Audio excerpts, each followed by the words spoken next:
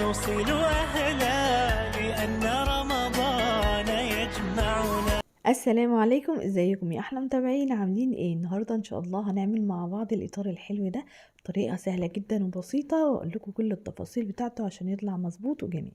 تاني حاجه بقى هعلمكم ازاي تعملوا نجمه باي حجم انتوا حابينه وتطلع مظبوطه معاكم من اول مره ان شاء الله، من غير بطن ولا اي حاجه. اول حاجه بقى البطن ده هبدا ان انا اقصه بالمقص، طبعا نستخدم مقص سن رفيع زي ما انتم متعودين. الباترونات هنزلها على صفحتي على الفيسبوك وعلى قناه التليجرام، وهسيب لكم اللينك تحت في صندوق الوصف. لا مش بس كده، ده انا هسيب لكم الباترون بتاع الفيديو دوت في اخر الفيديو علشان اللي حابب ان هو ينفذه. هبدا بقى بالمقص بقى، وابدا ان انا اقص كل الاجزاء بتاعه الباترون. تمام، مقص يكون سنه رفيع علشان الحتت الصغيرة دي يقدر يخش ما بينها ويطلع الباترون مظبوط.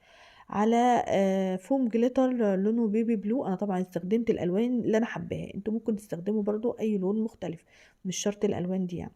خلاص هبدأ ان انا اثبت الباترون كده وهمشي عليه بالقلم الرصاص.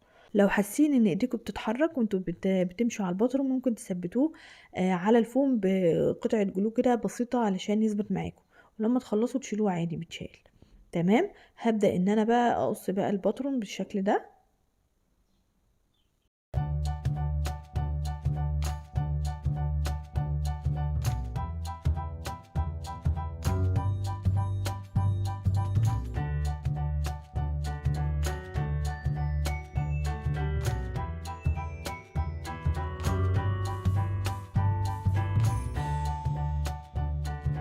طبعا انا استخدمت فوم جليتر يكون بيلزق علشان اقدر اثبته بقى في المكان اللي انا حباه بسهولة يعني، وبحيث لو عايزة اشيله تاني او لو غلطته كده يبقى ثابت معايا.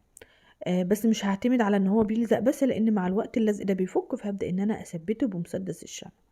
خلاص حددت المكان اللي انا عايزه الزقه فيه، هبدأ بقى امشي عليه كده بمسدس الشمع عشان يثبت معايا وما يفكش خالص. خلاص استخدمت اللون البينك، زي ما قلت لكم الالوان اختياري، ممكن كل واحد يختار اللون اللي يناسبه واللون اللي يريحه على حسب الوان بيتك.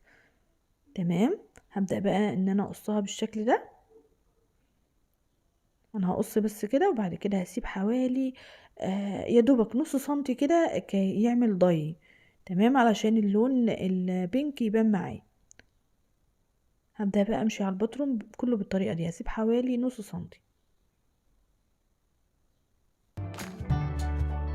ده شكله شيك جدا. تاني حاجة بقى المنقذ معايا، هعمل نجمتين حجمهم كبير ونجمة حجمها صغير شوية. تمام، بعصاية الشيش تاوك كده، وهبدأ ان انا امشي على الباترون.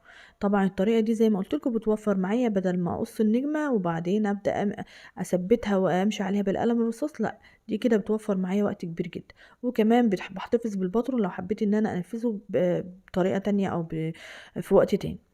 هبدأ بقى اثبتهم بمسدس الشمع كده علشان يثبتوا ما يفكوش. تمام. والنجمة الصغيرة نفس الموضوع.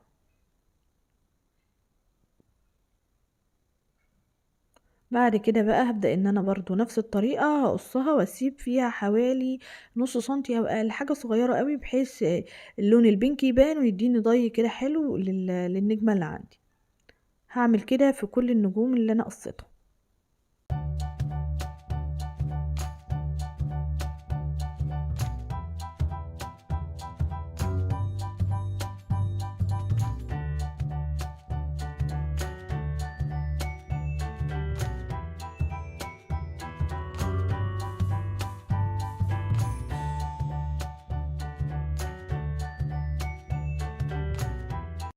تمام، دول كده النجوم شكلهم حلو قوي ومفرح كده ومبهج لرمضان.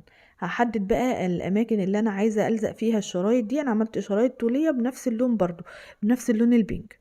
خلاص هبدأ بقى ان انا الزقهم بالطريقه دي. انا حددت اماكنهم علشان تطلع مظبوطه معايا اهو.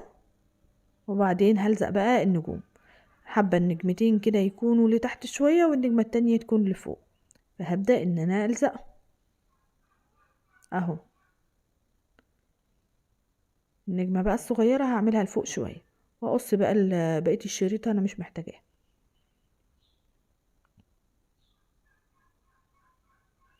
من فوق بقى هعمل شريط كده من الستان علشان اعلقها منه. ممكن كمان الزقها بالسولوتيب عادي، يعني ممكن لو ما عندكيش شريط ستان بلزقها بالسولوتيب على الحيط.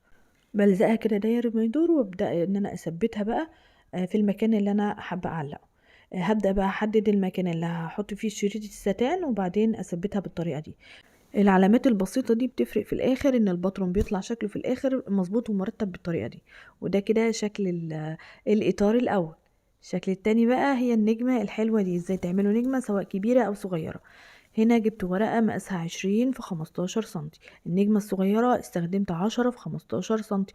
يعني كل ما هتصغري كل ما النجمة هتطلع أصغر، وكل ما هتكبري كل ما النجمة هتطلع أكبر. هتنيها بقى ناحية المستطيل، هتنيها بالطريقة دي الناحية الكبيرة، وبعدين الجنب هثبته على الجنب التاني بالشكل ده. تمام، دي أول مرة. الجنب التاني هثبته أهو على التانية اللي أنا تنيتها الأول بالطريقة دي.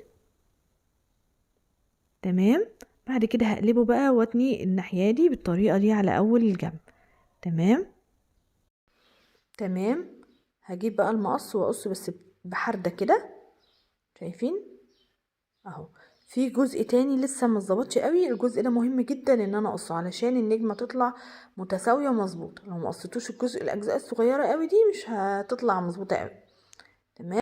لو عايزاها مجسمه بقى هبدا ان انا اتنيها كده من الجوانب دي. كده افكار النهارده، اتمنى افكار النهارده تكون عجبتكم.